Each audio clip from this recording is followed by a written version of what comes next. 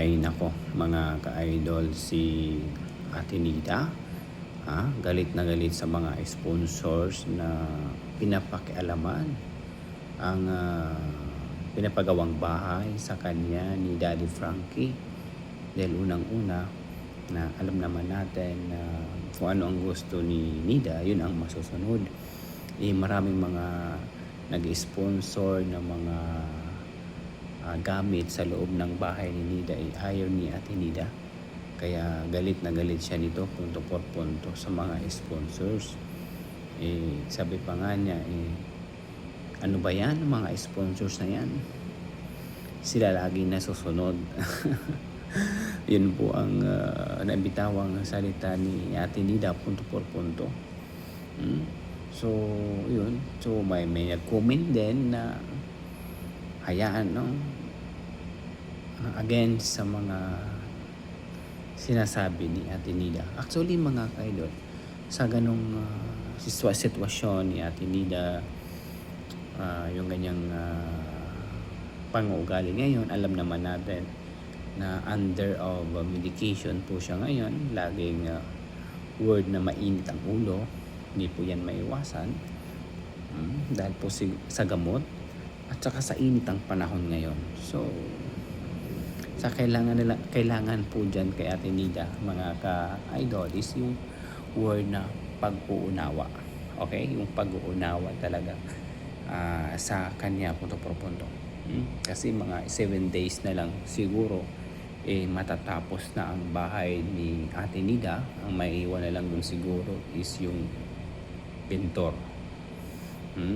And then magsisimula na dun sila kay Oliver punto por punto. So yun po. So kailangan lang ng mga sponsors, ng mga supporters ng ating iniidolo na si Daddy Frank is yung pag-uunawa kay Nida punto por punto. Kahit alam naman natin na sometimes paiba-iba ang pinapakitang pang-uugali ni Ate Nida dahil nga sa kanyang sitwasyon ngayon. Pero dahil sa kabaitan ni Daddy Frankie, tinatawanan na lang niya ito punto por punto. Kahit nga yung sa loob ng bahay, gusto ni Ate Nida na walang gamit na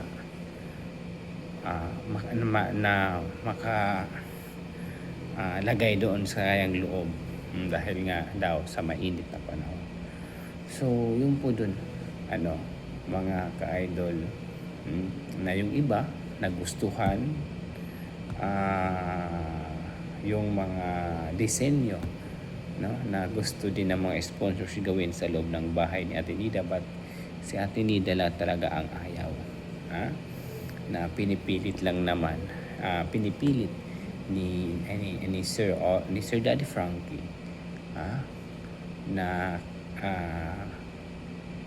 mailagay doon kagaya ng sopa. Okay, na yung sopa ayaw talaga ni Nida na ilagay doon sa loob ng kanyang sala dahil nga mainit ang panahon, lalong iinit. So sa mga ganyang pang-ugali, mga ka-Daddy's Frankies, pag-uunawa lang po talaga. So yun, so we're blessed, ang iba masaya dahil tapos na ang bahay ni Nida. Ngayon, maybe next week, pupunta na po sila kay Oliver. Gagawa na doon ng bahay. Magkakaroon na ng kapitbahay na bagong bahay si Ansing, dahil gagawa na ng bahay. Sisimulan na ng bagong bahay si Oliver. Punto por punto. So yun po mga ka-idol, yung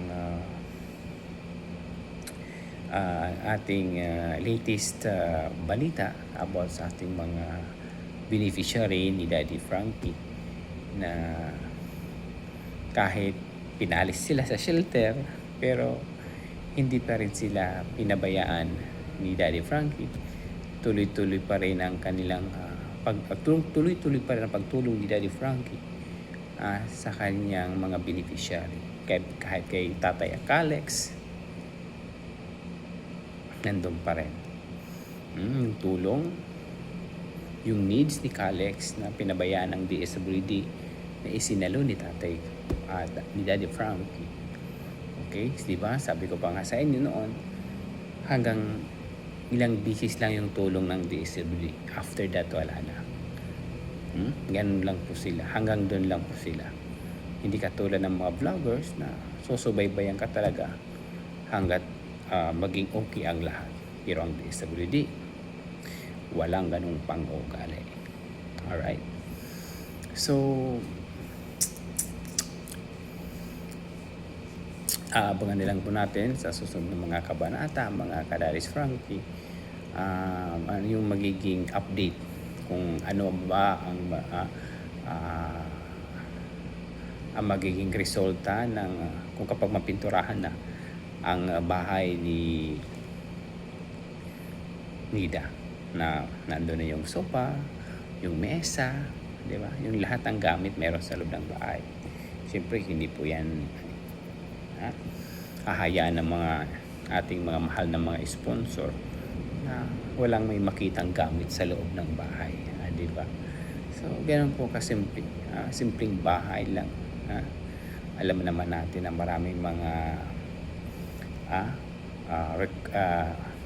gustong gawin ng mga sponsors na kaayos ng bahay natin dito, pero si ating din lang talaga yung ayaw. Pero mas, diba, mas magalaking tulong talaga si Daddy Frankie dahil siya po ang nagtutulak talaga na malagyan, mabigyan ang bahay ni Nida ng kung ano man ang karapat-dapat, alang-alang sa kanya na maging comfortable, maging masagana ang kanyang pagtira sa kanyang bagong bahay. So, yun. So, abangan na lang po natin yan. So, sa mga susunod na mga kabanata ni Daddy Frankie sa kanyang pag-vlog. Again, ulitin ko kung ano man ang mga nabibitawan sometimes ni nanay, ni Ate Nida regarding po dun sa mga sponsors na kasi, di ba, parang nagalit siya na lagi na lang daw kayo nasusunod. So, hayaan na lang po natin siya. Sana hindi niyo mabigyan ng masamang kahulugan yung mga nabibitawan niyang salita. So, ang kailangan lang talaga doon is pag-unawa at pag-iintindi sa katulad po nila. So, yun po ang ating